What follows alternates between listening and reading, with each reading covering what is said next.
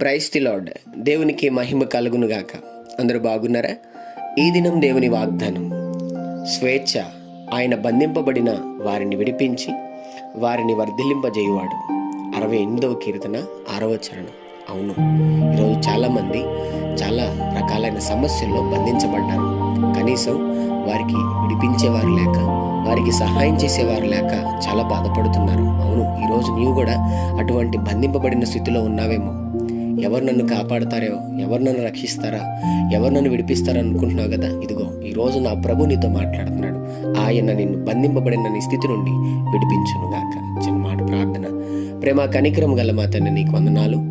ఈ ఉదయకాల సమయంలో బిడ్డలను మీరు దీవించి బలపరిచి, వారు వెళ్తున్న ప్రయాణంలో, మార్గముల్లో, పనుల్లో, ప్రయత్నంలో ఈ దినం మీరు వారికి తోడుగుండమని, నిశ్చయముగా వారికి స్వేచ్ఛను అనుగ్రహించి బంధింపబడిన వారి స్థితి నుండి విడిపించమని యేసు నామములో అడుగుతున్నాం తండ్రి. ఆమేన్.